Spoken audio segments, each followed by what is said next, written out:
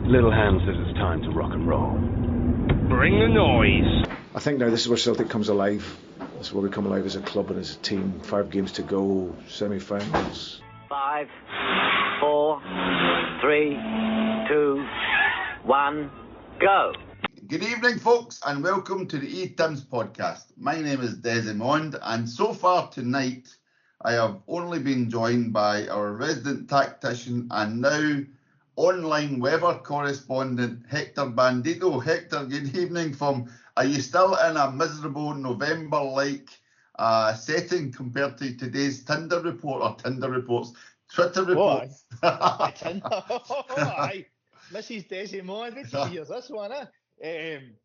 Well, you know, let's be honest about it, Desi. It's felt like fucking November for 6 months now, hasn't it? I mean, we're now mid-April, and it's still. I'm no long back in for a wee walk here, and it's still cold. The wind's fucking cold. It was raining today, heavy rain, and it feels like November's been here for 6 months. So it's been shit, isn't it? Really? Well, I don't know. I was in Torremolinos all last week and it was 23 degrees, so I'm still reacclimatising. So I'll let you know. Oh, speaking of which, a very special shout out to the Sully Shamrock, who is away to a war zone stroke scouting mission, who actually requested tonight's podcast on demand after the weekend's activities. But we'll wait and we'll come back to those in a second. So thanks very much, Sully. And a few other folks, Porag, etc., all asked for us to give them a podcast in response to the events, which we'll talk about. So Monty C. Burns hopes to join us. He is currently on a scouting mission somewhere in sunny Portugal. And Ralph Malf may join us. He was expected, but as is the way with Ralph currently, he's not found his way to his phone and his computer. If MD hears police sirens, suddenly hears police sirens, right, and a van screeching, and a sort of rattling of hammers and chisels and stuff, and maybe a couple of screams, that'll be Ralph arriving. Yeah, he'll be delivering your Amazon parcel, whatever that is, whatever you're waiting on for. Amazon deed that's bodies. Just him delivering it. So hopefully they may join us later, but we thought we'll just carry on for now.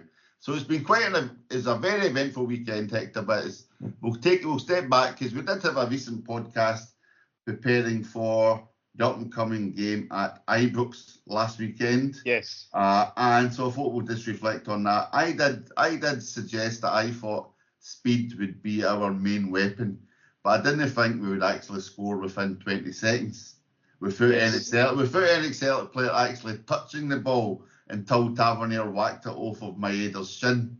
That was an unexpected start. Well, it's funny. Just think about that. It was only about 10 days or so ago we did that podcast, and obviously that was the main focus of our conversation. And I think Dyson, you know, I'm a big fan of him. I know some folk criticise, that's life, right? Some players, and I think the criticism of him a lot of times justified because people get frustrated with his, let's just say, his final ball. His final cross could be better, but I would counter that and say he's like a gaff. He runs that fast, probably too fast to.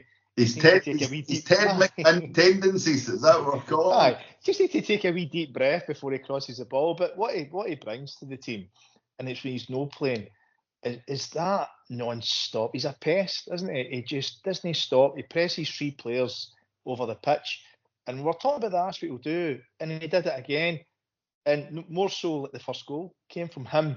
No other player on our team or our squad has the capability of doing that. And some folk might say he got lucky, but it wasn't lucky. It was hard work that got him there. And he's clearly in Tavernier's head. I mean, he's spooked completely every time he plays against him. He struggles to get forward because he's petrified that Maeda's speed is going to get behind him. So it was an incredible start for us. In fact, it wasn't just the start, was it? It was pretty much the entire first half. Yeah, it was terrific, wasn't it? The best thing I loved was this before the start of the game. Sky Sports had the accomplishments of James Tavernier intro because he just broke the UK defenders scoring record or whatever. So it was what a guy Tav is. 20 seconds later, what's Tav doing? No, who's that? He got an assist. He's just pictured staring at the goal as if I don't know what happened. What happened there? What happened? I thought it was casually clearing the ball and somehow this. Do you think he'll get an assist in his records? You know how his goals and his assists. He'll get an assist for that. Does that count? Does own goals count? Aye. But yeah, right. So, and then with the calmest man, Matt O'Reilly, I have to say, I was actually worried watching that penalty, thinking, I'll look away here because I can't take it if he misses. And that crowd, not one Celtic fan in the crowd officially, but not why if he'd have missed, and they all go mental and accuse him or resurgence because they haven't been in the game. And then he just fucks up and basically out. Who did the Panenka against Craig Gordon? Was that Edward? It was I've barely done one against Rich, remember? Aye, it was when Chan did one against him in a cup final, did he not? Aye, but I know that was the four. I know, but remember Edward did it against Craig Gordon, and Craig Gordon flung the ball. But I was going to say, but Dembele done it against him. I know, remember he done it first. Aye. I was going to say out Dembele by doing it in a packed Ibrox, and especially over England's #1 keeper. If you listen to Sky Sports, that was calmness personified, Hector. Oh, beautiful. It really was, plus balls of steel, really, let's be honest about it, right? So, but that was, we fully deserved that because the tactics were spot on. It was like we pressed them right in their pen, and they hate it. They can't handle it. And as you rightly called out, a few of the pods, Goldson loves nothing better than that 60-yard diagonal. And if we can just make him do 60-yard diagonal for his 18-yard box, right, all the better. But we actually were stopping him doing that. We were trying to get the ball over to Suter, I think, a lot, and let him do it. So the pressing was great, and then at times we just were compact in our own half. And as you touched upon the speed again, if you're compact in your own half, you're leaving half a pitch to run into. And I think we spooked him the first half. Obviously, brother Beaton helped him a bit. People go, what do you mean he helped him? We got a penalty. Well, it was to him. It was far. But the number of bootings he gave our players and the number of free kicks against our team. And it wasn't really till at the game we're on emotion, we're all shouting and all this and that. But you felt it during the game, and it was good to see that after the game, the statos were just giving the evidence again. And it was ridiculous, and it had a major impact on our play. Matt O'Reilly get booked, couldn't get booked for fucking picking his nose, I think, at one point. And without a shadow of a doubt, Beaton's impact on the game, which came to fruition more so, I think, the 55th minute. Celtic 2-0 up coasting. Could have been 4-1 maybe. I think they missed a sitter. Maybe 4-1 at half time. Maeda had a great chance. That's maybe the downside. A little bit of composure with him. He hit it straight at the keeper. I think O'Reilly, the header, it was a really good save to be fair to Butland for that one. And then I think Kyogo should have done better with a cross coming into the header at the back post, and rather than a cross goal, he headed wide. So I just felt the first half was, considering we're there, they're baying for blood, we're behind them on points. If they win, they go in a hell of a strong position. I thought the first half was arguably as good a domestic half of football as I've played all season. Well, was it? The only thing that was missing was that clinical finish, as in put them to the sword and finish it. No, that way, so eventually let them back in. But I was just trying to look up my phone there as you were mentioning the stats. And that there was some, I think it's like Lind or something. Somebody on Twitter put up the stats after the game, but then they went through the game like frame by frame, and they were putting up examples and comparisons. So like Kuhn getting booked for, okay, fair enough, he put the guy back, but Beaton then points over the pitch to places that Kuhn had never been, as if he was saying, I'm not putting up with any more risk, so I'm booking you. But then it shows you that Danilo, no Danilo, who was the guy who's playing midfield for Rangers? One of our midfielders anyway. And Lundstrom, no? No, he had about 8 tackles. No, I mean, it's something like 8 tackles on foot, and never got a mention. No, never get talked to. The big bugbear as well is there's ones that have a massive impact, and what I mean by that was one where Goldson took his usual touch, thinking he's Beckenbauer, and O'Reilly pressed him. Nicked it. And Goldson just fell right on top of the ball. Fell on top of the ball with his arm on top of the ball. The ref Beaton gives a foul to him, whereas if Goldson doesn't fall, O'Reilly takes off and clean through and goal. So Beaton just takes let's call it the easy way out, by giving a foul to them. The reality is it should have been at least a yellow card against Goldson. So it's these type of fouls that they add up. It's not being paranoid. It's factual. The evidence is there. And as we discussed this again in the most recent podcast, and you think we gave them a doing, and it wasn't for Beaton, I think the game would have been over early in the second half. Yeah, again, I think it's something like it was a new record in an old firm, in quotes, Celtic Rangers game, Rangers Celtic. I think it was a new record for Celtic's number of fouls. And again, it shows you, and it's like it was Rangers were getting fouls in and around the box so they can swing the ball in, because that's their main tactic. And like, even at the Ross County game, which will come to, it's all about winning set pieces and opportunities. It's not about creating chances by lovely football. It's unbelievable. And then Celtic, the second half, it's a classic for Celtic. Half time, you didn't want half time to come in that game. No, that way, because we were going even the 10 minutes, the first 10 in the second half, you had a chance to watch it again. We had a couple of nice breaks, one down the left where we almost get in to make it 3-0. But if you go and again, it's quite good, because we spoke about this a lot on the last podcast, was the impact of the referees and VAR with the referees. The game changed on the penalty. They didn't look at the score. The crowd were baying for blood, their own blood, it has to be fair. They know there was turning their own over there. And they didn't look, no ideas. There was nothing happening. And then Beaton rightly books your man for diving, right? That's the end of it. Beaton standing, 5-10 yards, clear view. So he's booked him for about the fourth or fifth dive. He's done his usual rolling over antics as well. But what was really interesting was VAR, Nick Walsh, wants to have a look at this. You're thinking, what's he looking at?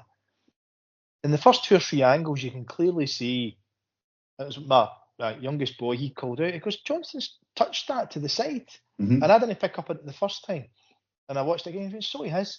But it also shows you the Rangers guy diving before he reaches Alistair Johnston. So if you're looking at VAR, he's already took off the ground to dive, to look for the penalty before he's touched Johnston's leg. But Johnston's also touched the ball. But here was the big thing. There was an angle shown from the other side, which clearly showed that Johnston touched the ball quite a bit to the side. And the question raised is, was Beaton shown that? Clearly not, because it wasn't shown on the replays that were the TV get the same replays as what VAR is showing, and there wasn't one.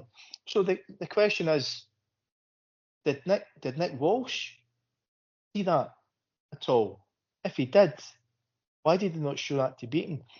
And if he wasn't showing it in VAR, why would he not show it? So, and why are Celtic not asking the SFA, or maybe they have asked the SFA in private, but surely it should be public, because we're watching the same game. It's crucial for the outcome of the league this season potentially. Explain yourself why that wasn't factored in. Don't just do it in private. Tell us why did you see it? If you did, yes. Why did you deem that then to a penalty? Or if you didn't see it, why not? Just come out and tell us. It's 2024. We can all see the same thing.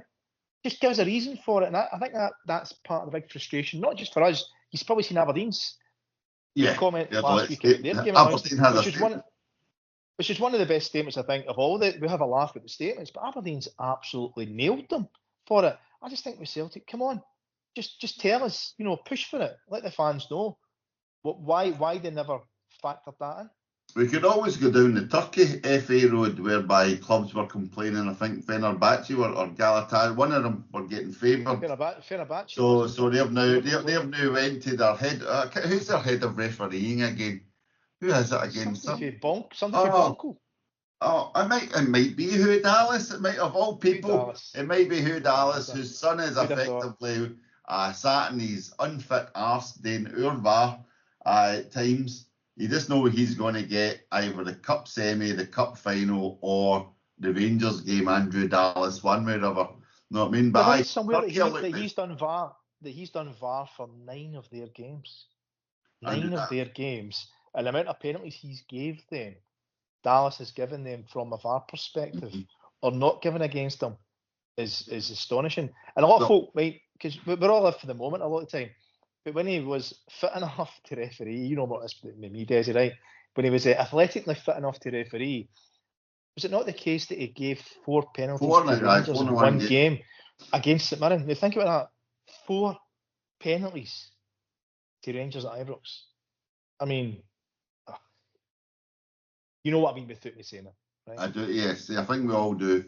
But we discussed the the new hate crime law the last time, so we'll skip on from that. So this in summation, right? So for each, you did say you'd be happy with a draw, and I think in general most people were saying that to get them back to Celtic Park, deal with it then, it's in our own hands, blah blah blah.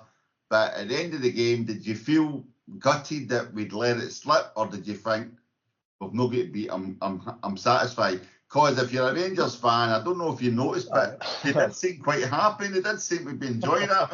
Well, they won 3-1. That 3-3 win, according to Paddy Power. What was the other thing that he'd the manager said? What was it he said about? What was the ketchup quote that people talk? Something about ketchup. I don't know. Or something about Mars. Does it say they morally won or something? Yeah, because the goal after 20 seconds was very lucky, and then the penalty, the Goldson, that must have been Goldson's 10th penalty related instant with his arms up. Apparently, the fact that Goldson elbowed the ball, as it was heading towards Scales. Was it Scales? That was Scales. It was Scales. I can see he missed the last game. Sorry. As it headed towards Scales' head, was an accident, was an unfortunate accident, i.e. it wasn't a penalty. So apparently they were the moral winners for the way they performed in the second half. So that was nice. Aye, so your question a moral victory. Your question was about at the end of the match. Obviously, before the game, we spoke about it. I said, probably like most folk, I would take the draw and bring them back to Celtic Park. Being 2-0 up, then obviously the intervention of VAR for the penalty, then going 3-2 up, which was really good considering, I thought we made it 2 each, we were up against it, we went up the park, scored. They scored a cracker. I heard people criticising Yang. Yang's not a defender, young guy. He just, and it was like, if we'd have scored that goal, we'd have been going, what a goal. So, to answer your question, it's mixed emotions, I think, at the end. I think, a little bit of disappointment that from 2-0 up, then 3-2 late in the game, we never won. But then you counter that and go, actually, we played awful well at times with no fans there, a lot of pressure on that game for us not to lose. And I thought overall we performed really, really well. So like anything else, give it a day or two, and then the reflection was actually we're in a strong position now after that game. In the cold light of day, yeah, and again, so I think also that draw celebration as if it's a victory kind of reinvigorated a lot of Celtic folk, because it was a case of, right, we've already watched us play Rainbow Park for 55 minutes. Well, I honestly think we just ran out of steam, and I was one of the people that thought Yang was a mistake. I think that would have been a good game for James Forrest. He wouldn't have let Matondo come inside, that kind of thing. He would have had the brains to either foul or take him down the line, or that way he's got the experience. Whereas Yang's still an attacking young guy looking to, you know what I mean? And I think, and I get it. I totally understand your point of view. I would just try to think in how maybe Rodgers thought about it. Was Yang's more attacking, more pace? Exactly. So actually, he's maybe thinking, try and get a third goal here and just kill it. Yeah. So I can see both. But when we did the podcast and we asked for predictions and all that, I think I said one each. And but one thing I'm going to stick to, and I said, if we can get a draw there, our first team players are pretty much coming back. They're going to get fitter and fitter and fitter. And I could see us winning every game. And Desi, I'm sticking by that. I actually think I can now see us going and winning every game now. Right. So we'll come back to that, because there's a few interesting pointers on that one, right? So that was that. Last week, for each, we come away with a point. We're still top of the league. And then Rangers go to Dundee midweek. And everybody's fully expecting Rangers to win. Rangers don't win, let's say, Dundee. The pitch wins, right? And again, it's quite pathetic, but thank God. I don't know. But what's going to happen, because Dundee now have qualified for the split. So what happens to their 2 games at home or their 3 games at home? I think they're at least 2 games. Are they going to be in jeopardy given the Scottish weather? But Rangers game doesn't happen, right? So that doesn't happen, so that's fine. So it comes to Saturday. We have got St Mirren at home. And I know you sit up in the gods where I'm doing with the prawn sandwiches, but the swirl on that pitch, there was loads of litter. For anyone who's not really seen it, there was a few kind of bits of paper for the Green Brigade stuff and all that. But it was if it was and I don't want it to sound. I know you're a weather guy, but I'm on line with 18-yard line. It was if there was a vortex right in the middle of that 80, and it was just swirling. And I made it a photo of the flags. The flags were flying in different directions above the stand. Yeah. It was amazing, that one. Well, we're the top deck, but we're kind of just funny enough. We're just above where the Green Brigade are. That section's just right above them, towards the front of that. And as you say there, the wind was just swirling in all directions, and it wasn't just one of these wee breeze now and again. It was a fucking a gale force swirl that was going round. So, and it's not looking for excuses. So we were all there, but I would actually say so. The first half, you can see both teams were struggling with it. And I actually think Rodgers mentioned that after the match. He goes, listen, it impacted. We'll try to just get used to it. But he goes, I don't want to make that as an excuse, because he goes, our pass in the final third wasn't good enough, right? But the point I'm trying to make with this one, it got to half time, nothing each. Wasn't much created.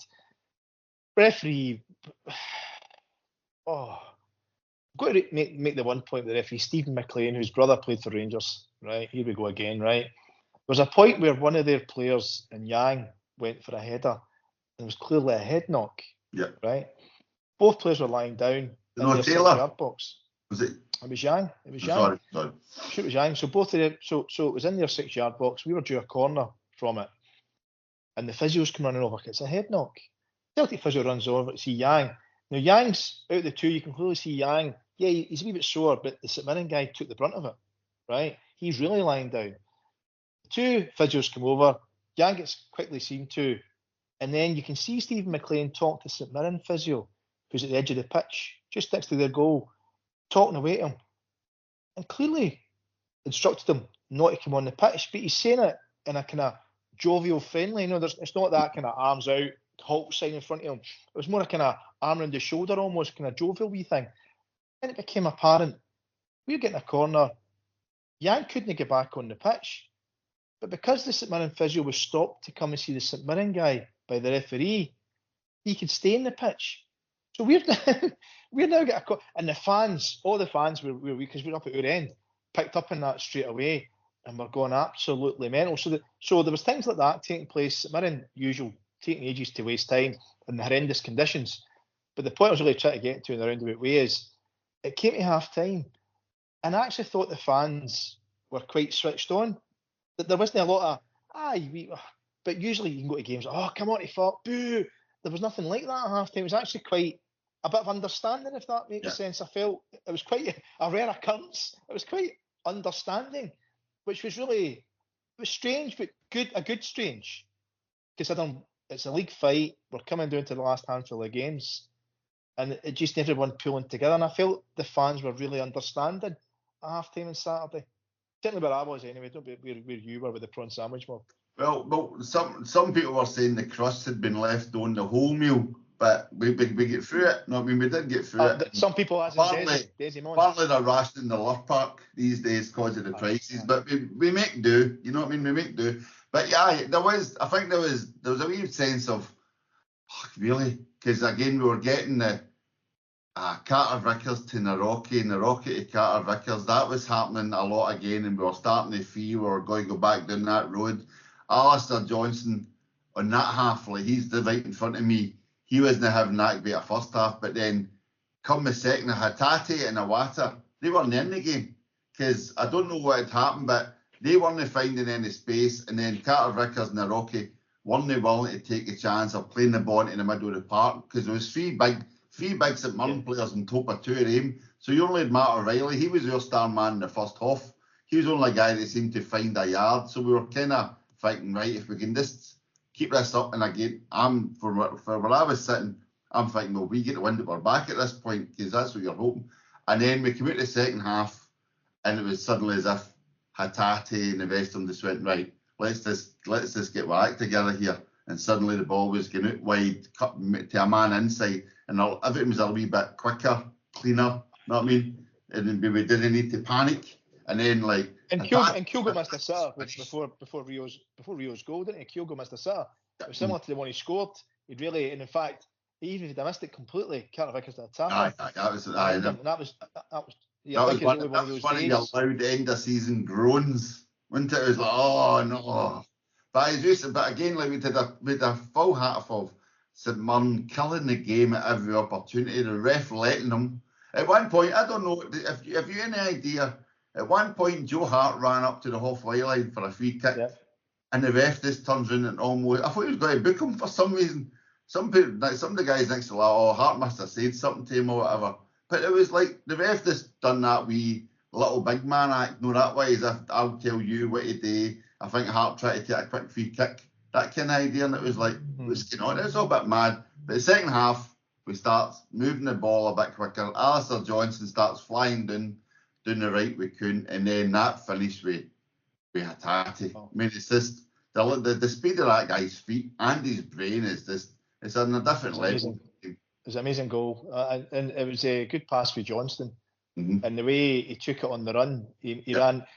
You know, he kind of plays the 8, and he'd obviously been told to go a bit further forward in the second half to become that extra 10 next to Riley, and he was right on the edge of the box. His first touch, but it was like touch shot. You know, it wasn't touch steady yourself. It was almost the one movement touch, and then the boys kind of took a wee bounce. So the technique to catch it the way he did, and I was quite. I mean, a little bit opposite end of the pitch. I kind of got a great view of it, and for the minute it left his foot, it looked destined for the top of the net, and thankfully it did. So that was a great goal. You felt the sigh of relief, even though it was early in the second half, 49 minutes, 50 minutes. Then after that, like you say, I think they just really went up several gears, and they could have scored 5 or 6 the second half. A lot of good football after that. The cross for Johnston for Kyogo's goal was another cracker. But that whole goal, that was a bit.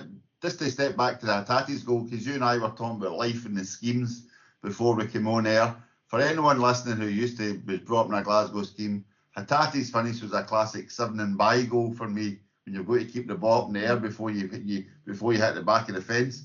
I don't know if you had fences in Queensland, but we had those in Tony Glen. We burnt them. It's the bonfire. Yeah, and then Kyogo's goal, but I had a cracking view of Kyogo's goal, and not like you've just got that premonition of something's going to work out, and it was just like we played it out the back, brought it across, played it down. Is it Kuhn plays it to Johnson or Carter Vickers? Somebody plays it out to Johnson White, and it just swung a Tosh McKinley-esque ball right onto. And Kyogo, I don't know if you saw, is it Steve? What's the St Mirren manager? Patterson? What's his name? No, it's Robertson. Robinson, sorry, Robertson. Stephen the Robertson. wee Northern Irish guy, Monty loves him. He said it was 2 moments of class for the Celtic players. Hatate's finish, he's like, but Kyogo's movement is unbelievable at that goal. He moves one way, the defender's lost a yard, and Kyogo's already double back, and he's right in the middle. He's in that Larson position, right in the middle of the goal, sending the keeper the wrong way. That was a beautiful bit of football. Absolutely. It was Rangers-esque. That's the sort of... He said the Tavernier into Desiers for his 6th attempted goal. But what a goal that was! I was so impressed with it. It was really, really good. And there was quite a few positives again. So Carter Vickers once more getting the extended time, and you know the difference again. We all get caught in the moment. All of us, just us. I mean, everybody online, Celtic sports in general. But we keep saying the same thing, and Roger said it quite a lot. He goes, look, just if we can get our better players back, you'll see a big improvement on us, and nothing more so than Carter Vickers, because just having him there, there's a sense of calmness around the back, and you also know if he's 1v1, nobody will beat him. So having the luxury of saying to Carter Vickers, right, you're the man, you can push other centre back up the pitch a wee bit, just to give you that extra body in midfield to commit more men from the opposition. And having him back's great. O'Reilly's raised the game again, you can see that. Rio coming back's an enormous bonus. Then Calmac came on the last 20 minutes and looked like himself the last that wee bit of calm, controlling the ball. So everything from a first team perspective, bar unfortunately looks like Maeda's out now, and that's just a bit frustrating because, especially against them, they can't handle him. So it looks like Rogers didn't. I don't know unless I've missed something. Rogers was asked at the weekend, was he out for the season? I think he said he was waiting to get a check. Might be out longer, we don't know. But is he confirmed he's out for the season? No, well, we'll come to Brendan's mind games and selective commentary, because I think he's just not wanting to confirm anything. Hold your tongue rather than give the game away, so to speak. So he's not counting. He'll be fine. He's just we'll assess the situation day by day. So we'll probably be right up until the day before the next Rangers game. We'll not even know. He'll be back in training, but is he back in training? Right. So again, even like Saturday's game, I'm like, it's McGregor even on. I just suspected he would come back. I didn't have an idea what extent he was fit or whatever. Yep. So again, he got another wee half an hour. But then Ida comes on. Ida with a header, as I was saying at the football. So it's good to see him score again. He's done well, hasn't he? See, to be fair, when he came in, that last minute transfer deadline thing, we're all going, we've got a fortune in the bank, get a good striker in. We'd mentioned the boy for Aberdeen, I think a few of us, Miofsky, who's a good player. Yep. And then we get this boy for Norwich who's in and out of the team, no regular starter. If you look at his stats, he's only like 7 goals in 9 games, and it's been vital goals in most of the ones he scores, is it not? But one of the good things is he's not just like a Desi's fling the ball in through wide and hopefully he gets on the end of it with a header. Yep. He's making goals happen like he did at Ibrox. Takes the ball in, takes a hard ball into his feet, beats 2 guys or whatever, and gets the shot in. And then the other day he makes it. He wins the ball, gets out wide. Eventually, there's a bit of a wee stramash or whatever. Keeper saves it, but he's there. He's there in the right place. Not at home. Thanks very much. Yep. Right. Yep. So we had 3 goals. Lovely. And then the biggest panic you've ever saw at Celtic Park in a long time.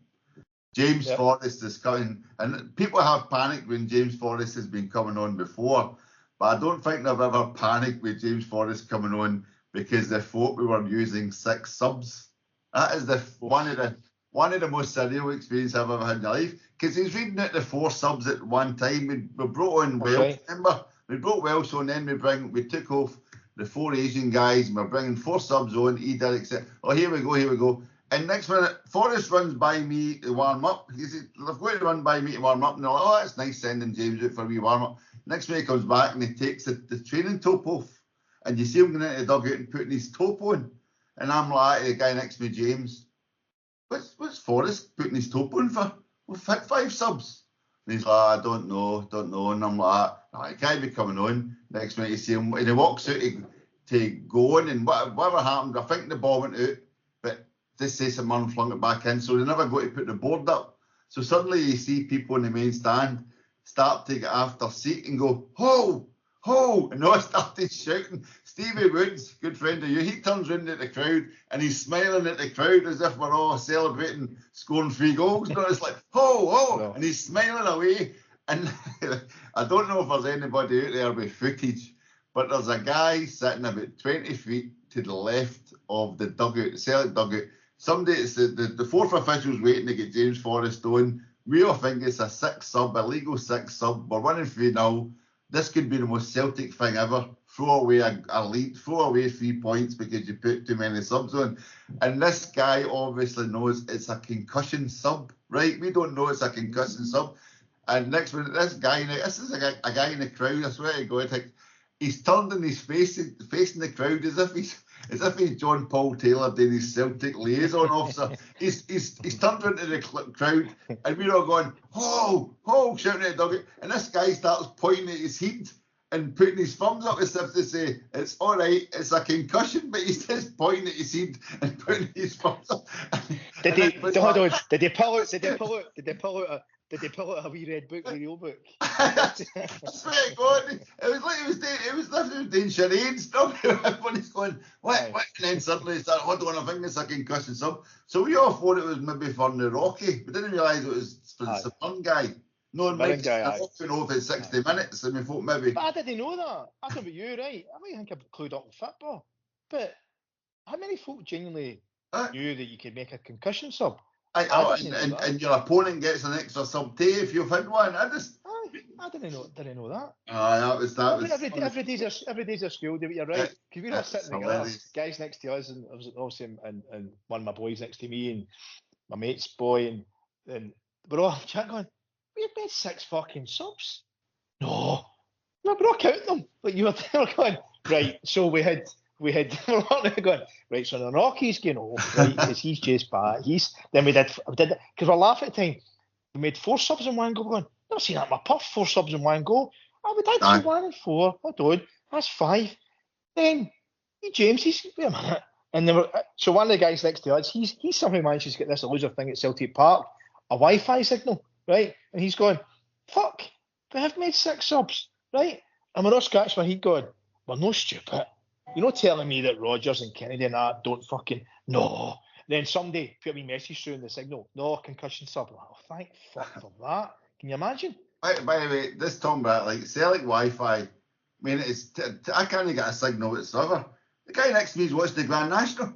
So I don't know if it's O2, but I swear to God, that'll be the Knights of St Columba signal that you don't get. How the hell is he getting? I don't know. The favourites won it. You're like, unbelievable. Aye, so that was one of the most surreal moments I've had in a long time, and that was all. Everybody was walking at the stadium. Oh, it's good to win 3-0, but what about that sub? I mean, that was at the top point. What were they 2 goals now? I forget. But what about that sub? But again, so it's a squad game. So again, it was good to a lot of them get time. I thought Welsh did well enough coming on. The Rocky did well enough. So we just keep that going. So that was our last game. Keep it going. That was our last game before the split. As I said to James beside me, we've done it. That's all you can do. Put some fresh name for tomorrow, right? We're not looking for 7 and 8. Just keep winning. I said, do the old Per Van Hooijdonk thing. Win every game 1-0, you win the league. I mean, that kind of idea. That days, we're quite happy to take it, right? So, this is where we come to your favourite moment, I believe, up until Sunday. Yes. Brendan's match conference. On you go. So it's been interesting, right? Because Celtic Twitter account, what they'll usually do in a late Friday afternoon on YouTube, they'll put on the full media conference that Brendan does or one of the players does. And usually come Friday evening, I tend to watch it. It's only about 10, 12 minutes, but it just gives you an insight. So rather than just see the media headlines like the BBC headline, Rodgers says this, you get a chance to watch it and see the full answer and the full questions. I've been doing it for a while, but what's been noticeable with them, particularly the last 2-3 weeks or so, he's been really calm. He's been talking about calmness. And we know he's a bullshit extraordinaire. We know, I'm going to come to that. That's about company, as you know, right? But he's been exuding calmness about, look, we've been here before. The players have been here before. Just got to be patient, be calm, and fine. Keep your head. So bearing that in mind, and even after the game at Ibrox, if you see these post-match comments there, he was so proud of the players. He goes, it's one of the most hostile environments that any professional player can come to with no away fans. He goes, I'm so proud of them. And blah, blah, blah. So all the kind of, it's all positive, calm, right?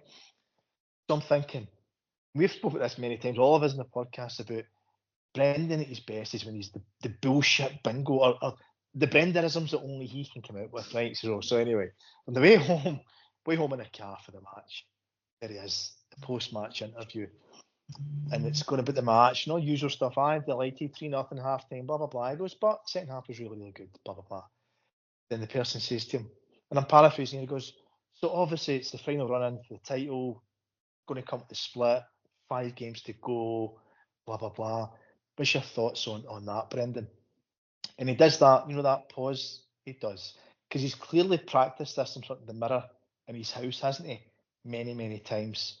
And he goes, really looking forward to it, as are my players, because, and it's the pause, this is when Celtic come alive. And that was it. And he left it Desi at that, right? Now we know he's as big as spoofers they come. We know that.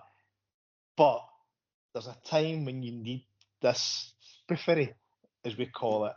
And he's clearly practiced that in front of the mirror. Neil McCann would call it ungentlemanly. He's obviously practiced that, or he said to his missus, listen, this is... How's this thing? What one should I try? Going to record me doing this. Send it to my phone and I'll watch it. All I've got is images of Robert De Niro and Taxi Driver. You talking to me? I don't see anyone else here. But the way, Desi, the way he does it, and he clearly, it's the pause. Mm-hmm. And then actually it was quite good because I get back and I'd seen the Celtic TV and he did the exact same thing. It's almost as if he said to him, ask me the same fucking question, right? And he's looked kind of that, look at the camera and the pause and went, this is when Celtic come alive. And that was it. And he'd done his soundbite. And it was picked up on, wasn't it, by some in the media as well.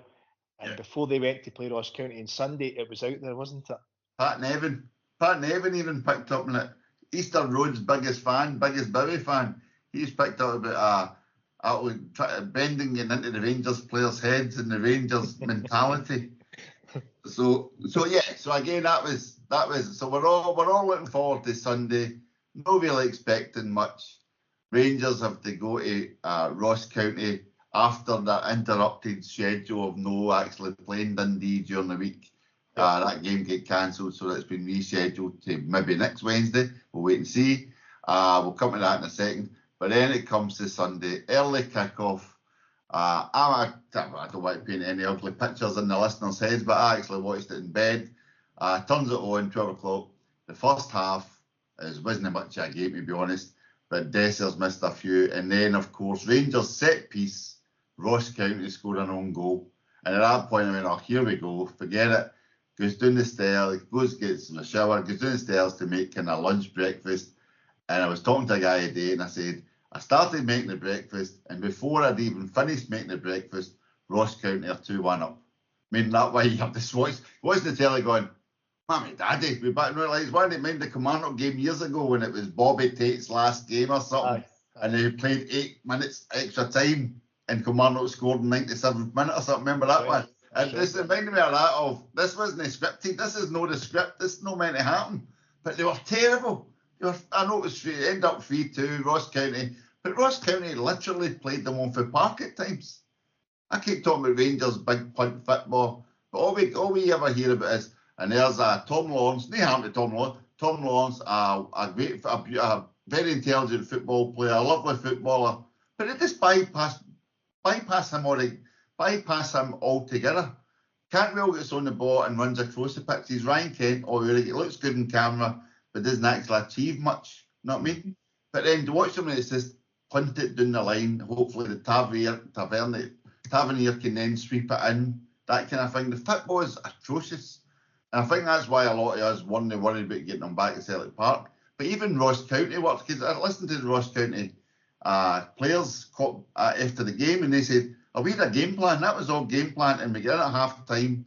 We were 1-0 down, and we said, just keep doing what we're doing. This plan's working. So they had that sussed. What's their manager? Don Cowie. He's like, our manager had a plan, and he executed it perfectly. If you watch that game, there was one point that somebody put on Twitter, Ross County think they're Brazil here. They basically held the ball for about 3 minutes. But it's funny, but see before the game, obviously the game was at 12, but 11 o'clock, and Sutton is on as well, and Boyd and McFadden's on as well, and they cover the Saturday games as well. So it was blah, blah, blah, blah. But your man Cowie, I caught his pre-match interview, just long before the kick-off, and I was really, really impressed. You know how a lot of managers, there's a sense of negativity with them when they're playing as a team, and I get it, because Celtic Rangers, the budget is significantly more than other teams combined to a large degree. But his words were refreshing. He was saying, no, he goes, we're going to, we've got our plan. Obviously, I understand we've got to defend today. However, we're going to go forward. We're going to take the game to Rangers because that's how I want us to play, in effect. And he finishes, and I thought, crikey, you exuded confidence there. He was calm, he was rational, but confident. And I thought, if he's got his players, because he's not in the door, but he played for them obviously years ago. I thought, if he's got his players to think like him, and then lo and behold, as you say, I only caught the first 30 minutes, and I had to go to Glasgow Airport to pick up some family. And when I left, it was 1-0 to them. By the time I got to Glasgow Airport, it was like 2-1 to Ross County. Yep. And I'm going, fucking hell, what's happened here? So then, got the stuff, got the bags and all that, ready to, another 10 minutes have passed by, and I've looked at my phone, 3-1 to Ross County. I went, fucking hell. Right, so get home. I've got home at full times going, didn't know the score. and I seen it was 3-2, and then we come to the Chris Sutton and Chris Boyd comedy show. Where for those who don't see it, Chris Sutton's arguably got to be one of the finest wind-up merchants that is involved anywhere in the football media game here. But Sutton's an articulate, clever guy. You see him with the sensible heads on. He covers his football. He knows his stuff. He's really articulate. But it's clear Boyd's a target for him. And when I say target, a big thing here in Glasgow, West of Scotland, is people at the wind-up, the old fishing trips. And you can just see Sutton just quite calmly getting a bit of bait on the end of his line, right? It's like watching Mortimer and Whitehouse go fishing at, and just calmly, just, This land it there. This land it there, Bob. Just, it's a kind of carefree wee throw in the line out to the water. Nothing of it. And stepping back just a wee inch and then watching Boyd just take the bait. It's actually a masterclass in case anybody missed it, just to give an example, they went through the goals, then they go, and then Tavernier scores a penalty to make it 3-2, and Sutton, they all agree it's a penalty, and Sutton just goes, well, we're used to Rangers getting penalties, and he just leaves it hanging. And I was going to say, but the best thing about you've always got Sutton and Boyd just suddenly goes, what, was it not a penalty? No, like a wee guy in the playground. And beside him, James McFadden, he's almost getting tears in his eyes. He knows he's just winding them up. And Ailey Barber, you can see her as well. She's trying her best not to laugh. She's trying to do the host and be civilised and be balanced. But she's trying her best not to laugh, isn't she? But even better, I don't know if you caught this right. There was two moments. There was one, so Boyd's obviously, you can see it, there's a brilliant still out there, and you see him, he's got a pencil, he's taking his notes, but it's as if he's stabbing himself in the leg, he's so annoyed, and Sutton's just looking at him with a pure smug look in his face as if, I've got you today, you know what I mean? But then there was another one near the end where it's like, okay, so what a result for Ross County, they may move away from the playoff place. Who do you think will end up being in the playoff place? And Boyd goes, St Johnstone. No, she's a St Johnstone fan. And you're like, is that all you've got? You've got to pick on the women? No, and Sutton just goes, oh, come on, that's poor. Not very as if he's just got to lash out at somebody. The one thing I really just on how Sutton does it is the Boyd will go for his usual quite inane.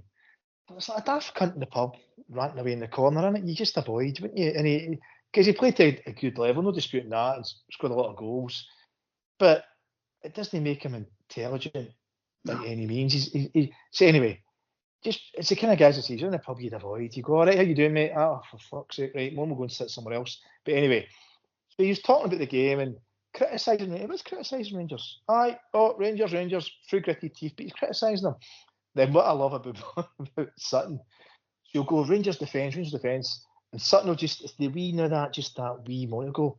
So what in particular about the defence was it, Chris? No, just it's just as if he's behind them, like just the winding up in the back, innit? Dance, monkey, dance. Aye, innit? So what and he does it, and it's a tone of voice as well, Desi, isn't it? With Sutton, you go, so Chris, I mean, you mentioned defence, was any particular part of the defence? And well, exactly. And again, Boyd, and every now and again, Boyd would catch himself and he'd turn and go, but today is not about Rangers, it's all about how good Ross County, they were great to a man, blah, blah, blah. And then, as you say, Sutton would turn and go, so, but how do you think Ross County exploited? Where did they exploit Rangers exactly? and look at him, and you can just feel he's getting redder and redder. And I don't know, never look next time. I'm sure he was wearing a T-shirt underneath his polo shirt yesterday, and I'm going, is that to stop him sweating, the whole Albert Brooks thing? So I'm going to have to start looking out for to see if he's wearing a white T-shirt underneath his top, just so you don't start seeing the sweat marks, because he's McFadden's as you say, he's the funny one, because he's sitting there, and he can't help himself, he's just pissing himself laughing at Sutton. McFadden. Right? McFadden's doing the commentary with Crocker. So he's going to walk back to go and join him. And you just get the impression he's going back, I'm getting back into this after watching Rangers getting beat and everything that involves. No one is just going to walk in and sit down and don't burst out laughing, James. Don't burst it. No, like, be a professional, be a professional. And then Sutton's just going, I'm going to wind this guy up. I'm just going, tear him to ribbons. And then there was a bit in it, I don't know if you noticed it, there was a bit in it where boys kind of loses the plot a wee bit and then starts talking about, well, Rangers go to Dundee and then go top of the league. And Sutton just turns around and looks at him and says, our 4 points clear. And Sutton just gives him a look as, are you fucking daft? And Boyd catches him and goes, no, if they'd have played last week. And Sutton's got a look as if he's thinking about what he had for his lunch. You know that way? He's just getting at that. It's Sutton's when he pulls the wee face. Now the eyes as if he's a fucking idiot. Now the eyes kind of just nod, shake the head, go, oh, he's a fucking bam. But it was interesting. We mentioned Rodgers. The last 2 or 3 weeks, definitely a calmness there. But then the Brendanism, just at the right moment on Saturday after we went 4 ahead, they brought pressure on themselves by their inane social media. The club that has statements about Dundee being unprofessional and all the rest of it. So that's building up. They've let that become a big story with them. And then Clement just disappears up the tunnel, doesn't shake hands or nothing. Right? Mr. Morrow down the tunnel. Exactly. Then you see him get interviewed after the game. And he was actually far too open in terms of he really came out with his comments and he let the cat out of the bag and he basically said, again, I'm paraphrasing here, I don't have it right in front of me word for word, but basically, yeah, don't make any excuses. I don't make any excuses, but there's always the but. Here's my bullet list. The but. But we'd obviously prepared for Dundee. Yeah, basically. No, it was the conditions weren't the best. That was the first one. Because I was running a Twitter competition. What's the excuses going to be? The clock's getting back. No, it's all fine. And you know, and he says, and obviously the midweek preparation, he goes, it's not an excuse, and then you're just waiting for the but. But our preparation midweek, and I thought, oh, you're fucking, you've let the cat out the bag. You keep that away, because basically Rangers have made it a massive story because their media have went out and called Dundee unprofessional. The Scottish Professional Football League or Scottish Premiership unprofessional, blah blah blah. It's no the Rangers manager that's done that, but it's the club that's done it, and he's obviously backed it. So he's put added pressure on himself, and more so after losing to Ross County, and more so because where do they go this Wednesday potentially? Dundee. So St Johnson. We'll come. Aye. So are we ready to move on? Would you want to move on to the next one? No. Just a few things to finish on. Clement, the most interesting thing he said. So I don't know if everybody saw it, but he literally, the final whistle goes and he just turns and goes straight down the tunnel. But then Sky obviously had to try and paint a nice picture. Going, just to let everyone know, Philip Clement did come out after the press conference and he went straight to Don Cowie, and you see him pit side hugging Don Cowie, and even Sports Sound were going, oh, it's a lovely embrace there. He's obviously wishing him well, all this thing, be like that. He was caught, obviously fuming. And the first thing Clement said was, oh no, I've did this plenty of times. No, that way. Nobody's ever seen him storm down the tunnel and no shake a guy's hand after the game. But apparently I've done this plenty of times. And then he goes, I just had to be in the dressing room to see my players. I mean, so obviously he's tore a strip off a him. Actually, like when I was tweeting yesterday, I actually thought it was going to be Alex Ray was getting sent out and we were going to get told how professional and how clinical Clement was by keeping his players behind and reading them the Riot Act and all that sort of nonsense, or he's done all this. But we're just talking about stats a wee bit earlier. After the game, something you mentioned, Rangers have only won 2 of their last 7 games. I thought I was really astounded with that. And that could have been Benfica game. Aye, because of the international break and all that. But again, it's sort of stops that. And then Rangers have never won all the games after the split in the history of the split. I know they might have won the league and it doesn't really matter the last couple, but they've never ever managed to win all the games in the split. So that's a precedent they'd have to set, which doesn't look likely. So it's really interesting, right? But I just had one last question for you on yesterday. What song do you think Alan McCoy was singing yesterday? because he was going to be singing at Ibrox, remember? So I did put this on Twitter, see if you agree with anybody. So I did, and this is related to Ali's famous quote. So I did say, hold on, recording pod soon. Any says what Alan McCoy might have been singing yesterday. House of Green, up cheese knees and melted cheese. Edna Fanning, tune for the Titanic. Snaffle Taffle, in lieu of Monty C. Burns no being here. By the way, is there any truth he's going to lie low in Portugal with one of your resident panel? So maybe that's why Monty's no on tonight. Always looking the bright side from Tammy Tim. I like this. Fundily Mundily. The old Glen Campbell number. We blew our chances at Ross County. So if you put that to the lineman for the county, Wichita lineman is nice. Tie a selling scarf round the old Sevco post, random boy. No surrender. Or the Simply Depressed with Sean O'Farrell. Life on Mars. So I missed it. So was that Clement made a comment about Mark? Aye, so he was asked after the game at the Dens, the comical events at Dens Park last week. Remember they had the Wednesday morning, the pitch inspection. It was 11 o'clock or something. Mm-hmm. Aye, and they went, right, 11 o'clock, still playable. Then 3:30 comes and they cancel it. So he's obviously fuming, and he basically says, I'll play the game anywhere. I'll go to play the game in Mars if it's in Mars. That's what he basically said. That's it, right. So the pressure's building there. Yeah, and then finally, Nolan Wick was doing a similar Glen Campbell. I blame my linesman at Ross County. And then Amigo Esteban, oh Lord, please don't let me be misunderstood. So strangely, he's not been seen since. But I noticed apparently people were pinging Jeff Stelling at TalkSport. He asked where Ali is today. And Jeff Stelling actually went and went, some of you may have noticed that Rangers were beaten yesterday with Ross County and actually called him out, so Ali's unavailable. So that was quite good.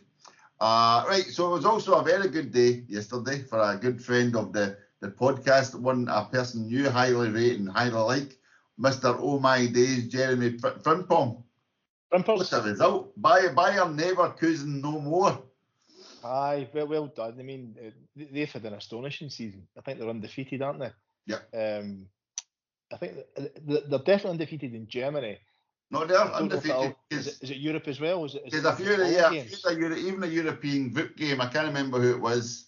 It may have been one of the Azerbaijan teams. I can't remember. Maybe say Karabakh. They were 2-0 down with something like 10 minutes to go. And it was like, are they going to lose? But they came back to draw 2 each and then won at home or whatever it was. So I know they're still unbeaten. It's an astonishing season. And obviously Xavi Alonso is the coach there who played for Bayern and obviously played for Liverpool and other teams. He's done an amazing job. But Frimpong, we'd always had a bit of a soft spot for the wee fella. He was just, and a lot of it's because whenever he did any of his interviews, there was always that sense of high energy and fun and positivity. Sheer joy. Yeah, and he played the game the same way. And it was just unfortunate for him that the way it kind of ended, we took a dip in form. Whereas I think if he'd been there with Ange or even with Brendan, he'd been fantastic most weeks. But yeah, he's one of those guys that you wanted to see him doing well because he's positivity. So it was great for them to win the league, I think, for the first time. First time ever. A winners medal. Yeah. And also for us as well. For being obviously a wee bit more Celtic focused on it, there's obviously quite a significant clause in it. So there's been a lot of talk now for the last year, linking them with EPL clubs. I think Man U were one of them for definite. And you're talking £40 million or so. Yeah, I think it's 38. It's the let's start this conversation. You know what I mean? So now that they've won that, and then the Leverkusen sporting director or the finance, he comes out and goes, we sell one player a year to buy 3 players in. So it's like sell your 40 million and spend 30 million on 3 players. And then we spend it all. We don't spend. Yeah, exactly. But you recognise, I know this might sound daft, but you recognise like a lot of the names in their team, as in they're known players, but like that Granit Xhaka, but he was like slated at Arsenal. Remember, like slated, chased, giving the abuse to the fans. They hate them that much. He's player of the year in Germany this year. And then Barry unbelievable. He was interesting. He was good the last season at Arsenal, funny enough. Then he left on the free transfer to go back to because he played obviously he's Swiss, but he played in the Bundesliga before he went to Arsenal. So, but last year he was really good with them. Clearly a talented player, but a lot of it, as you know yourself, it's based upon getting the balance right with the teams. And Frimpong's loads of pace. There's lots of guys within their team, and you show a fair bit of it on obviously the channels here. And they play some really exciting attacking football. Yeah. They're good to watch. So, yeah, very, very good for them, and delighted for Frimpong as well. So, and did you see the celebrations, like all the crowd? I mean, that must be amazing to win your league for the first time ever. Especially have like a big, massive Bayern Munich just on the horizon, looking down on every season, and then you go and do it. But like as I say, the Neverkusen curse has been lifted. That's what I was reading last night. What do you think? Also a special mention to another really good club, Atletico Bilbao, who last midweek won the Spanish Cup. I think it was their first trophy. Was it 40 years? That was a bean back and a half, wasn't it? You see that? Oh man, it was incredible. And that was the company was. I think they beat Mallorca. Was it in penalties the Spanish Cup final? But the celebrations. You're right. The stadium was a beanbag, but then after that, when the players arrived back in Bilbao, the celebrations. I think it was it Friday.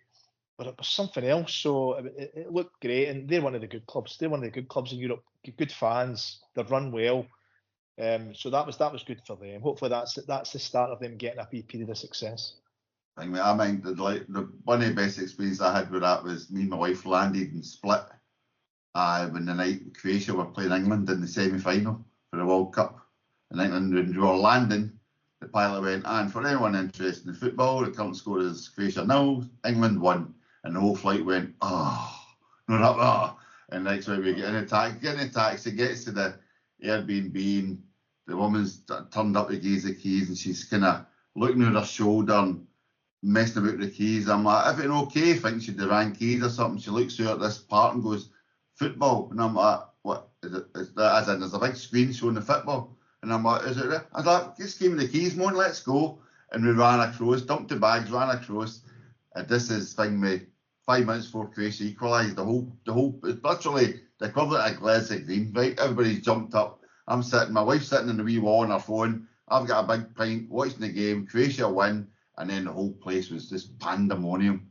It was like the convoy of cars hitting the horns, people hanging out with the flags. And then that was, so what had that been, the Thursday? And then you had the run up to the final, and I've got a cracking picture, and there's this wee boy in a Croatia top, and he's got 2 red flares down at the marina.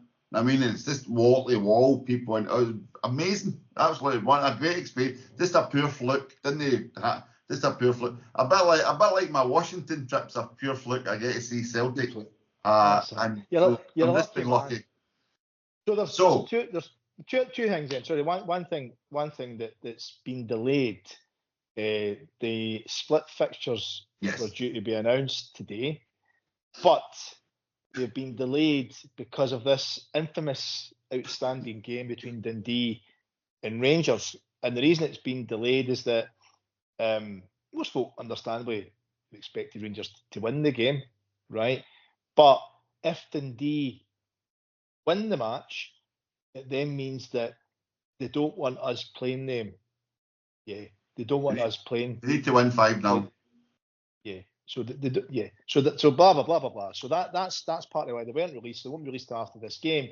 Then obviously we're going to come to this infamous game when whatever take place, which is due to take place on Wednesday. So I see a statement was released today where basically the game's scheduled to take place at Dens Park on Wednesday night, 8 o'clock, right? However, is it the SFA stroke the Scottish Premiership? They've said to Dundee, we want yous every day to come back to us with an update on the pitch. They'll get some independent mob as well, go along there to validate it. And they've said to them, we want you to keep an eye on the weather. No, an expert pitch consultant. Maybe we used to call him groundsman, or the wee guy that looked up the sports centre. I mean, an expert pitch consultant. You have to consult with him, and the referee's going to go up on Tuesday But then somebody's already put up. There's rain forecast for 2 o'clock on Wednesday. So why you want another pitch inspection? But I don't know if we talked about this the last time, if this was post the first Rangers Dundee game, or else we just done it in the chat. But I was talking to somebody today, and it was about Douglas, what's his name? The MSP. Ross Douglas. No, like he's the assistant linesman. He can't even be a ref in this. But he was there for the pitch inspection for the original game, and you see the ref bouncing the ball, right? Refs bouncing the ball, and they call the game off. Right? They waited till like say an hour and a half before the game. Say it might be 12:30. They wait till 11 o'clock and call the game off. They'll inspect the park at 9. They'll wait till 11, whatever it was, right? They wait till say 90 minutes before the game, call the game off. The owner of Dundee says, I don't know why they did that. If they'd have waited an hour, it'd have been fine. We've been working since 5 a.m. on this. Everything's fine, blah, blah, blah. And then somebody comes out and goes, as long as a game is cancelled within 90 minutes, the match officials get their full fee. So it doesn't matter even though they've not done anything. You've still got... So, and all you saw was Douglas Ross standing next to basically like a wee boy on the beach watching his dad bouncing a ball. The ref's bouncing the ball going, what do you think? It's bouncing, it's no bouncing. So apparently he's going to go back up and do this tomorrow, and then they're going to decide on the game on Wednesday. But if it's no in Dundee, it's going to be in Perth. So Perth, that's not the best pitch in the world, is it? St Johnstons. Well, and that's the thing. They're letting fans in, right? So that then means that decision has to be tomorrow, and if they're letting fans in, so I take it people get tickets. So the season ticket holders, where do they go? Right, if it's in Perth, and then the away fans, obviously it's not the same size of stadium with Dimmer Park to Dens Park, so it's a bit of a fucking mess to say the least. But your point there, that's what I was going to come to. Of all the pitches you could have picked that weren't Dens Park, that were shite, that were like a farmer's field, it'd be McDermott Park, St Johnstone. Yep. It's a horrible fucking sandy, rotten pitch. And you're thinking, is that just to really wind them up even more? That they know if they're not playing at Dens Park, they're going to McDermott Park. You know what I mean? So it's all a bit. Anyway, I just hope they're quite funny. If they went to play at Dens Park, they then says, right, we're going to go to McDermott Park because there's a risk that Dens could be off, and it battered down with rain in Perth. Imagine it was cold off there. How funny would that be, Desi? Well, I don't know. I'll tell you what would be even funnier. I dare say it can't happen. No, in fact, apparently somebody phoned Radio Clyde tonight to say, listen, Dundee's in the top 6. So again, does that mean their 2 games at home are in jeopardy? At least 2 games, but Dundee in the top 6. So it means they've got to come to Ibrox once. Why not just play the first game at Ibrox, and then we'll play this new via Rains game some time later? No, that way, let us play at home and get some points on the board. But as somebody also pointed out today, waiting until after this game, because apparently the rumour after the Celtic game was they offered to play the Dundee game before the Celtic game, and Rangers knocked it back. Dundee were willing to play and Rangers knocked it back. Sky might have knocked it back and all, but one of the urban myths, which may be true, I don't know, was there's a certain number of Rangers players on, certain number is close to suspension. So they might have missed. They say they've got 4 bookings or 5 bookings. They might have missed the Celtic game, so they weren't willing to chance it. But somebody pointed out now, then that means if you wait till after this game now and then you start messing about with the fixtures, they can maybe go, right, well, that means this say Goldson can miss the game against Hearts because they'll probably beat them, that's fine, or such and such. I mean, then you start all the conspiracy theories again. So every year we go through this whole what's happening. Don't know what's happening. I mean, and the thing is with it, it's quite easily sorted. There was a proposal put out a few years ago to say, look, this 33 game split is just a nonsense. So the easy way around it, I think it was something like a top tier was it of 14 teams, and they play each other home and away. There's 26 matches. Then they split it. The top 6 go away and play each other home and away. There's 10 games. 10 and 26 is 36. Then the bottom 8 play each other home and away. They get an extra couple of games each, which might help financially. And it's easily sorted. And how they don't do it, I don't know. But just coming to the game, and it will take place one way or another this week.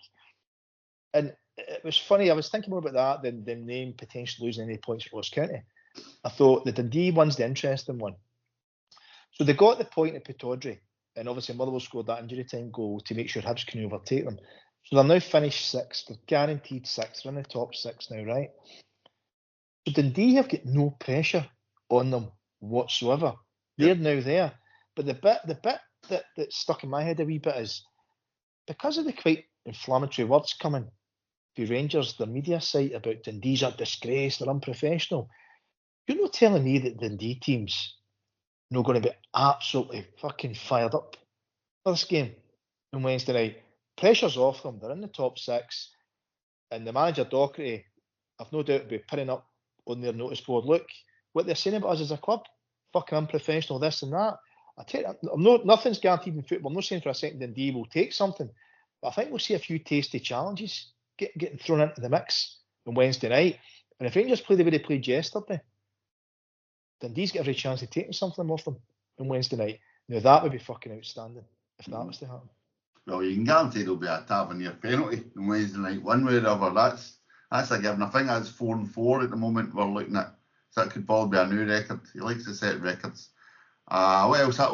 Interesting over the weekend, or this at the start of the end of last week, Mikey Johnstons getting Player of the Month, and the very high. I was looking at that Championship League table. I thought Leicester had ran away with it, but they've been pegged back. Ipswich, Leicester, Leeds. Then you'll get your Southampton, Norwich, Middlesbrough's just outside of it. It's West Brom. That's real competitive. And it just goes to show as well with Johnson, we've always, it's no us just saying it because he's away now. No one's ever disputed a skillful player. You can all see he's got skill, but it takes more than that with Celtic, isn't it? It's more about the hard work. It's taking criticism, and if you're going to get criticised a lot at Celtic, and you've got to be able to take that and handle that, and it's no easy. I'd imagine, especially Johnston being a Celtic fan, Celtic family, you would take it to heart. So for the guy to go to a league that's we're always told is far better than the SPL, the Scottish Premier League, and to be Player of the Month, scoring goals left, right, and centre, fair play to him. But also, I'd imagine it helps us in terms of potentially selling him come the summer, getting a few £1 million for him, maybe. Yep, I did. I was interested because for a comparison, I went and looked at David Turnbull because I was looking at Cardiff and they're about 8th, I think, going to be 8th or 10th. And I think he's played 14, I think he one assist, but judging by, I don't think he's had much of an impact. But again, it might just be a big culture shift, and fingers crossed he can pick up. I think they'll get Southampton their next game. So they weren't too confident they would get in. But fair play to Mikey Johnstons. If you compare him with somebody like talking about actual having to step up and do it, he's somewhere, I'd say, below your Aidan McGeady, who actually did turn it on at times and did manage to win games, then get his big money transfer. And then McGeady's below your James Forrest, who done it on a regular basis. I know a lot of people slag him, but he's got 100 goals, 100 assists. So he's actually got the numbers to back up that show. McGeady was the most, in my opinion, McGeady was the most talented and skillful player of the three of them. But you're right, it takes more than skill. It takes that dedication. And I think Forrest had probably had the most injuries, most of that. Mikey Johnstons a lot of bad injuries as well, hasn't he? Forrest has just been dedicated and come back time after time. And even now, his wee cameo appearances the last few weeks, he's looked really good. To be fair, right? He's looked as if he's loads of energy, desperate to help us, have a successful end to the season as well. Yeah. So if again, and McGeady an extent, but Forrest you can see he's actually built out. I know he's 30 odd, but he actually built out over the years. In fact, it's the same with Frimpong as he's moved on to Leverkusen. He's put on a bit of weight and a bit of muscle and stuff. Johnson's never really done that. He's still been the slight winger, and in this day and age, he's going to get injured a lot, and it's just whether the SPL is the place for him. So good luck to him. Hopefully everything works out. We'll find out what happens in the summer. But talking about players who have kind of stepped up and actually shown their class, there's a special tribute night to Joe Hart on the 21st of April for his retirement night. It's at Celtic Park. which just seemed to slip under the radar. And because I'm like, oh, that's been a good thing for especially the end of the season. Everybody going, but obviously he'll have his plans and Celtic have got their plans. There's the Player of the Year awards at the Hydro and stuff. I noticed there was more tickets and sale today for that. But fair play to big Joe Hart, a guy that's come in being as professional and as classy as a 75-time English internationalist could be. He could come up here and smoke cigars, but hasn't he? He's been a great signing, and again, it goes back to what we've discussed many times: is getting the balance right. You need that one or two experienced players to come in, and just to put a bit of calmness and professionalism for the younger players to help them on. And fun enough, I'm going back maybe a couple of months in our podcast when we were probably late January, we had a horrible January, and I get into February and we're thinking, Christ, we need a spark, and we didn't know it was going to come for. Things were looking really bleak, and I think just after we did a pod, Joe came out and said he was retiring. And then we, I think, in our WhatsApp chat had said, maybe that is some of the spark to give the players that. And I think since then, there certainly has been a bounce. I think getting players back is a bigger bounce, but they seem to be, I don't know, a lot more cohesion and togetherness with the team, certainly the last maybe month or so. Than there has been. Well, he's certainly led by example. He's certainly led by example since announcing he's retiring. He's no put a foot wrong, so to speak. He's been there every game, making sure, blocking, even in, like, again, somebody might be listening going, that's his job. But exactly, but as we normally see when people announce they're leaving, gradually there is a fall away, you know what I mean? And there's a natural tendency just to self-protect yourself, and those 50-50 boys you start to just ignore because your future lies elsewhere, or you're not really 100% committed anymore. You know what I mean? So he's been an outstanding singer. And again, touch wood, we can actually. He had a good interview talking about he'd like to get the cup final because he's still annoyed we never go to the League Cup final. Kilmarnock beat us fair and square, he said, but it still annoys him. He wants to get the Scottish Cup final, win the league obviously, but it'd be nice to see him, touch wood, him and McGregor getting up to collect the Scottish Cup. You know, that way is a wee kind of farewell and a send off. But again, right, so that talking about the cup final topic, Aberdeen semi-final this Saturday. I noticed they were still tickets today because apparently Aberdeen couldn't be bothered selling 25,000. They'd rather have sold 40,000. So I think they've only sold about 5,000 and wanted about 20 back to be sold. I think of all the teams we could have got, I think, and I'm purely basing it on this season's performances, Aberdeen's the one we'd have wanted. We seem to always do well against them at Hampden, but I think this season they've really underachieved significantly this season. Obviously changing manager about 3 times and getting that clown in to down the road for a few weeks didn't help matters, and they're still without. Is it the guy Peter Leaving? He's the interim manager just now. Yeah, there's talk of this guy who's at the Danish league, I think the Swedish league, I can't remember, coming in. So 12:30 kickoff, isn't it? Saturday at Hampden. Forecast, believe it or not, is looking dry. There he is. Wins. Hector, your weather correspondent. Got to come in. What do you think? What's your forecast? Football forecast for Saturday? Well, again, I've liked. I think it was Alistair Johnson was getting interviewed, and he says it's literally one game. All cliche corner CSC. It's one game at a time. We're professional enough to apply ourselves. Joe Hart says the people who've been doing this road before can help the ones that haven't been doing that road before in regards winning, actually getting out of the title line and winning cups, etc. So I think we'll have the professionalism not to switch off and get diverted. I don't know what. I'm just trying to think of the team. Do we start the same team that started on Saturday? Do you think go with that, or do you think maybe they'll bring Palmer back, somebody like that? I think we'll have a good chance of a 2-0 win. But as long as somebody keeps an eye on Miovski. But apparently he's not scored for about 11 games, Miovski. He's out of form. You've got to fancy us to win, right? And probably win with a bit of despair. What that bit of despair is, maybe 2 goals, maybe 3 goals, but you'd fancy us to win. What's good the news we're getting, it's week to week. It's no being midweek games. So it's giving the guys that, like Kalmack, and that wee bit of time to get that extra time to recover. So he might possibly start Kalmack on Saturday, maybe, or maybe use him again the last half hour, bring him on gently. Maybe again, the Rocky, does he continue at centre back? Question again. And you rightly pointed Any out update there. on update on Scales? So apologies, but any update on Scales? No, Was he injured or listed? He was injured. He was injured. So, but we're not quite sure whether he's back or not. And then your other point is who plays the winger? Is it Yang keeps his place, or does Palma? Is he now fit enough to come in on that side? Or Forrest perhaps?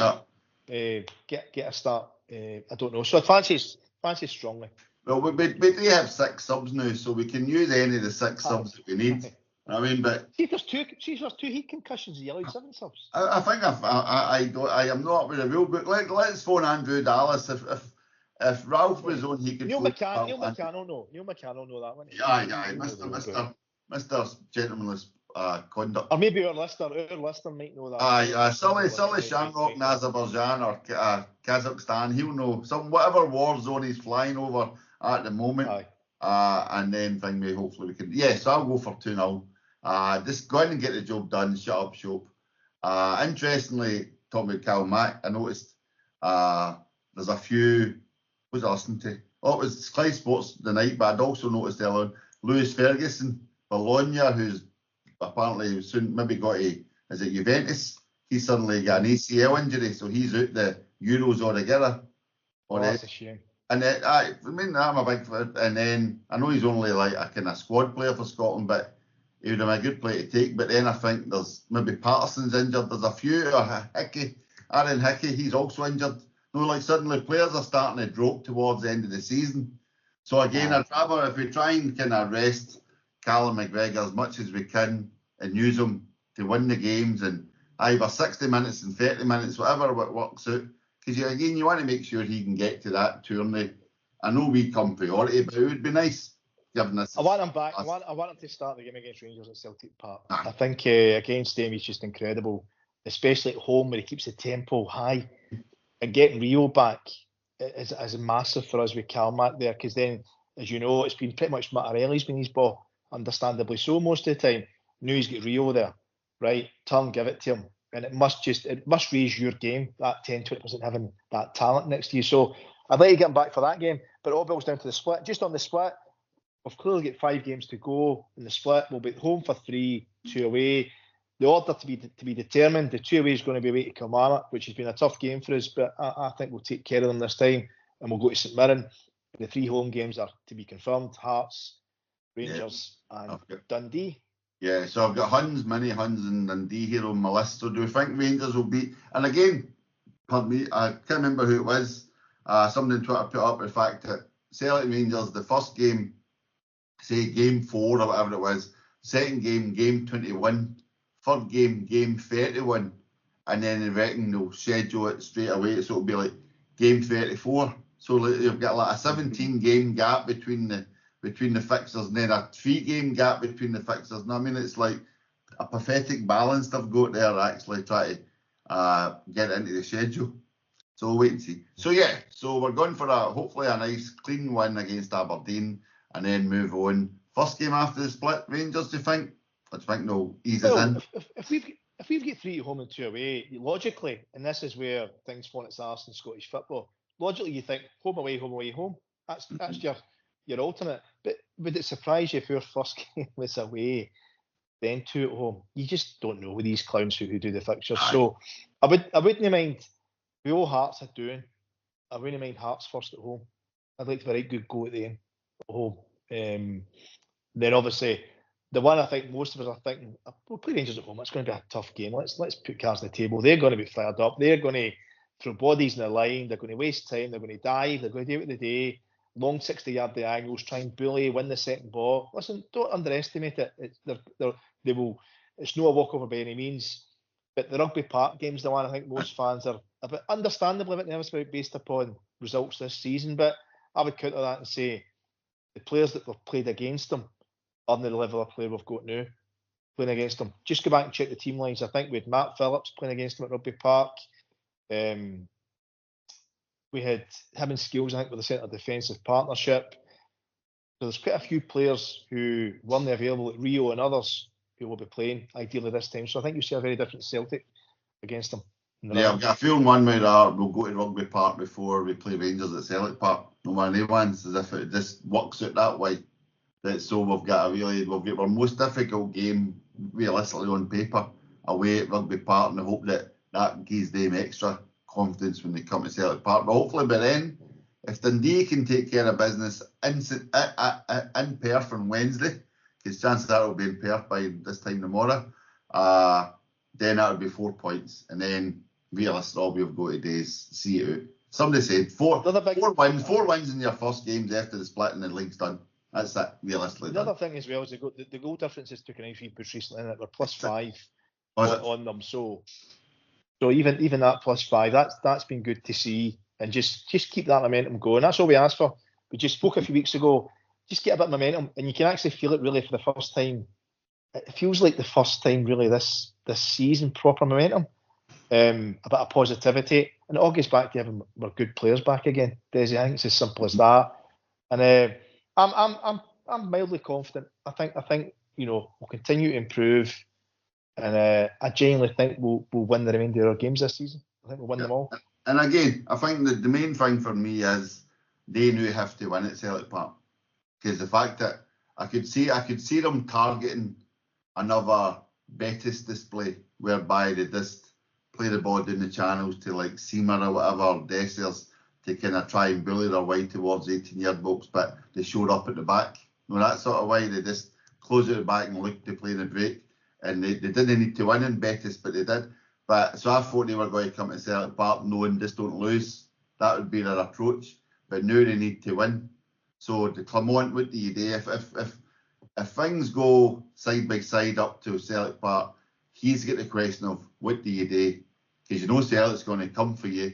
Do you try and catch them on the break, or just sit in and try and rope a dope and hope that you get that one set piece that they rely on? But that's the thing, Desi. They've got, and we won't cover all ground again, right? But a large number of referees and certainly VAR. Yeah.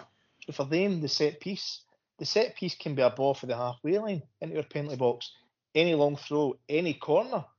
So that's the game plan. It's worked for them, significantly worked for them over the last few years. So I'm just that wee bit of caution. Do I think we'll beat them if we play our game? If we play our best, we'll beat them. But we've got to be mindful of that. It will not be a walkover. We'll have to earn it, and I think we will earn it.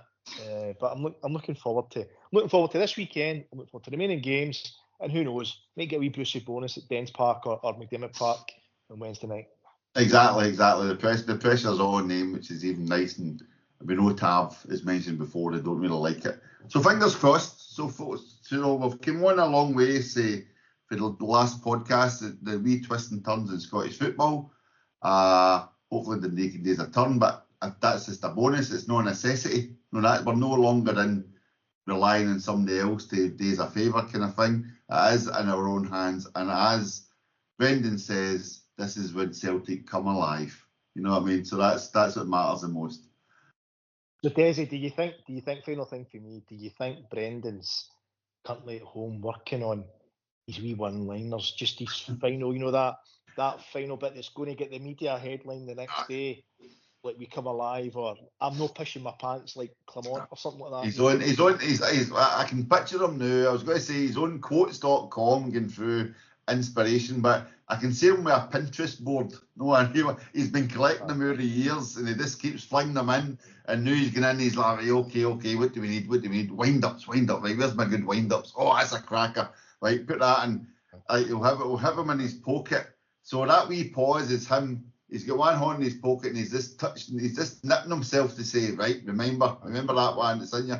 Okay, and then he just lets it out to the Celtic were made for games like this. We've been down this destiny. We've been down this road before. These guys have been down this road many times. They know fine well what's expected. Some of us haven't. That way. It's easy to win in a stadium with no fans. It would be lovely if it could. I'd be something like Neil Lennon would say, no, just to really go for it. But it would be lovely if Rodgers could just be sleek it like that, just something subtle, so people hear him and go, right, and then suddenly pause and go, what did he mean by that? No, that way, just lay it, like a kind of Chris Sutton-esque with Chris Boyd, just leave it hanging, wait for the maw to bite. And again, some teams, here he goes. Some teams play to win. Celtic players play for a cause. There you go, Desi. There you go. Exactly. It's built into this team through all of our history, our unextended history.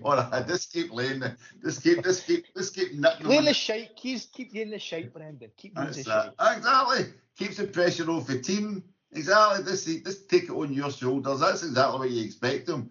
And that's exactly the sort of thing Postecoglou used to do. I know he was never under the same pressure, but he was always a buffer between the two. You always saw him as if you want to get in my team, you're going to come through me. And Rodgers is starting to develop that again, because he was very much just things are rolling along, and I'll see at the end of the season, these sort of things. Whereas now it's the fighting talk. We're now at the fighting talk stage of the season. So let's start seeing more of those videos of Brendan and his boxing training, his boxer size. Let's see, man. Celtic should start putting with the Rocky theme and stuff. You know what I mean? That'd be lovely. That's the Brendan you know and love, Hector. Right. So that's us. So that was a lovely weekend. So congratulations to Jeremie Frimpong and Mikey Johnstons and everyone else who had a great weekend, especially Ross County. Good luck to Dundee getting their game on this week. We'll see if it does us any further favours, but best of all, Celtic 4 points clear, Hector. All to play for as we head into the business end of the season. All right, so sadly Ralph and Monty never got to join us. Monty's too busy in Portugal with Ali, but hopefully they'll be back on the next pod after the semi-final and as we move into the split. Just left for me, Desmond, to say thank you, Hector. Thank you very much, Hector. Thanks, Desi. All right, folks, so please feel free to leave us any comments at etims.contact@gmail.com. Please like and subscribe where you can. Very much appreciated. And thanks to everyone for the recent comments on the last few pods. It's very much appreciated. Okay, thank you very much for listening. My name is Desmond. Good night. Obviously we got 1-0 up in the first half. We knew that we could have played a lot better. And then we obviously start the second half really bad, conceding the goal really early. And then they get 2 more goals after that, and we're going uphill. So it's a very disappointing performance.